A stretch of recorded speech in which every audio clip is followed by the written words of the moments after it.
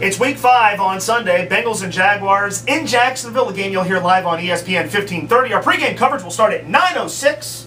Begin with the R&L Carriers pregame sports talk starring Ken Brew and Alan Cutler's countdown to kickoff at 11:30. Now, ordinarily, I do these game previews with people next to me, girls.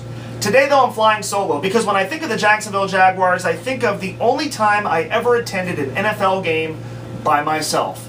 December 17th, 2000, Paul Brown Stadium, Bengals and Jaguars. It was a miserable day.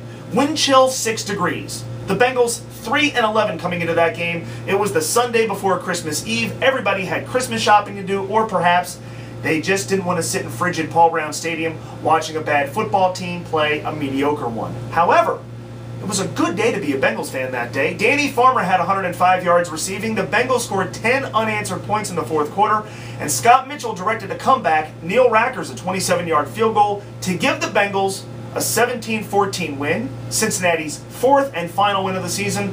And Jacksonville's loss that day eliminated them from postseason contention. However, I had like nobody to high-five or celebrate with. There were maybe like 10 people at the game by the time it ended.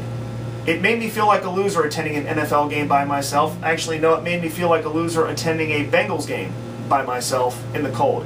Nonetheless, Bengals and Jaguars this Sunday. Now, this starts a stretch for Cincinnati. 3 crappy teams in 4 weeks. 1-3 Jacksonville, 0-4 Indy here, then a bye week, then 1-3 Seattle. All 3 teams bad offenses, perhaps none as bad as Jacksonville's. Last in the league in points per game, 9.8. They had the weakest passing attack in the game, and they've got a quarterback in Blaine Gabbert who's last in the NFL in completion percentage at 47.8%. But you can't help but be worried about Maurice Jones-Drew. 5.1 yards a carry, a viable threat.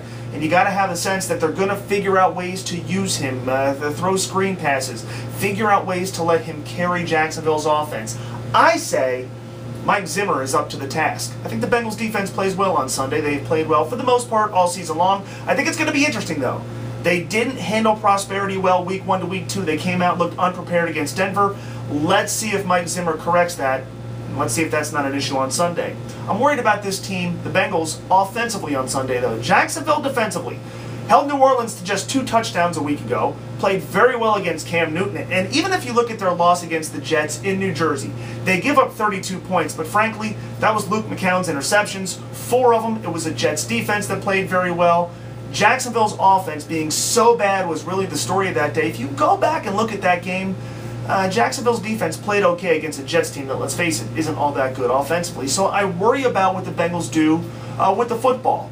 I don't think Cedric Benson has a big day. I think this game is put in the hands of Andy Dalton, and I think this game is put in the hands of what the Bengals did on Sunday against Buffalo, and that's the depth.